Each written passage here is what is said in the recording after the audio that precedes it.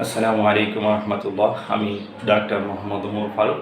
আমি আজকে আপনাদের সাথে একটা বিষয়ে কথা বলবো, সেটা হচ্ছে গ্যাস্ট্রিক, যেটাকে মেডিকেলের ভাষায় বলা হয় পেপটিক আলসার ডিজিজ। গ্যাস্ট্রিক কত ধরনের, গ্যাস্ট্রিক কেন হয়, গ্যাস্ট্রিকের লক্ষণগুলো কী কী, এবং গ্যাস্ট্রিক থেকে কী সমস্যার সৃষ্টি হতে পারে, এবং গ্যাস্ট্রিক হলে কি করবেন। গ্যাস্ট্রিক, যেটাকে মেডিকেলের ভাষা বলা হয় পেপটিক আলসার ডিজিজ, অর্থাৎ গ্যাস্ট্রিক দুই ধরনের হতে পারে।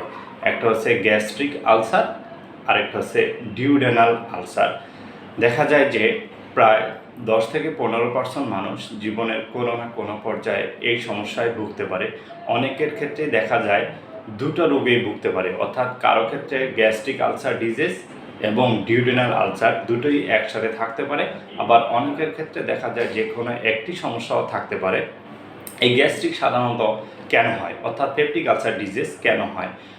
অনেকে সাধারণত দীর্ঘমেয়াদী ব্যথার ওষুধ সেবন করে, সেই ব্যথার ওষুধ সেবন করার ফলে এই পেপটিক আলসার ডিজিজ হতে পারে। আবার অনেক হার্টের রোগীর ক্ষেত্রে দেখা যায় অ্যাসপিরিন নামক একটি ট্যাবলেট সেবন করে। এই অ্যাসপিরিন ট্যাবলেট দীর্ঘদিন সেবন করে, যার কারণে সেখান থেকেও পেপটিক আলসার ডিজিজ হতে পারে। আবার অনেকের ক্ষেত্রেই দেখা যায় যে কারো ক্ষেত্রে পাকস্থলীতে কোনো অপারেশন হলে সেই অপারেশন পরবর্তী জটিলতা থেকেও পেপটিক আলসার ডিজিজ হতে পারে। আবার অ্যালকোহল সেবনের ফলেও পেপটিক আলসার ডিজিজ হতে পারে। এছাড়া হেলিকোব্যাক্টর পাইলোরি নামে একটি ব্যাকটেরিয়া রয়েছে, যে ব্যাকটেরিয়ার ইনফেকশনের ফলেও পেপটিক আলসার ডিজিজ হতে পারে। এখন পেপটিক আলসার ডিজিজ অর্থাৎ গ্যাস্ট্রিক সমস্যা হলে কি কি সমস্যা হতে পারে? গ্যাস্ট্রিক হলে সাধারণত আমাদের উপরের পেটে ব্যথা করবে, এবং সেই ব্যথা অনেক সময় খাবারের সাথে সম্পর্ক থাকতে পারে। যেমন খালি পেটে ব্যথা হতে পারে, অথবা খাবার গ্রহণের পরে ব্যথার তীব্রতা বাড়তে পারে, এবং এই ব্যথা অনেক সময় পিঠের দিকে যেতে পারে, এবং এই ব্যথার কারণে অনেক সময় বমি বা বমি বমি ভাব হতে পারে, এবং খাবার অরুচি দেখা দিতে পারে। এই গ্যাস্ট্রিকের চিকিৎসা যদি আপনি না নেন তাহলে কি সমস্যা হতে পারে? যেহেতু গ্যাস্ট্রিক মানে পাকস্থলীতে আলসার বা ক্ষত সৃষ্টি হওয়া, সেক্ষেত্রে এই পাকস্থলীতে ক্ষত হওয়ার ফলে এখান থেকে রক্তক্ষরণ হতে পারে, যার কারণে রক্তশূন্যতা দেখা দিতে পারে। এছাড়া দীর্ঘদিন গ্যাস্ট্রিকের সমস্যা থাকলে সেখান থেকে ক্ষত সৃষ্টি হয়ে খাদ্যনালীতে ফুটো হয়ে যেতে পারে। এছাড়া দীর্ঘদিন গ্যাস্ট্রিকের সমস্যা থাকলে চিকিৎসা না নিলে অনেক সময় এই ক্ষত থেকে আপনার খাদ্যনালী বন্ধ হয়ে যেতে পারে।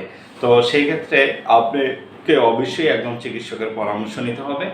আর আপনি গ্যাস্ট্রিকের সমস্যা থাকলে আপনি কি করবেন? যেহেতু এই সমস্যাটা, আপনাকে অবশ্যই চিকিৎসকের পরামর্শ নিতে হবে। সেক্ষেত্রে আপনাকে ওষুধ গ্রহণের পাশাপাশি আপনাকে কিছু নিয়মকানুন মানতে হবে। সেটা হচ্ছে আপনাকে অতিরিক্ত তেল এবং চর্বি জাতীয় খাবারগুলো আপনাকে পরিহার করতে হবে, এবং আপনাকে অতিরিক্ত ঝাল এই খাবারগুলোকেও পরিহার করতে হবে, এবং সেই সাথে আপনাকে কিছু নিয়মিত খাদ্যাভ্যাসও মানতে হবে। এবং আমরা অনেক সময় দেখা যায় খাবার গ্রহণের পরপরই বিছানায় শুয়ে পড়ি, সেক্ষেত্রে সেটাও আমাদেরকে পরিহার করতে হবে।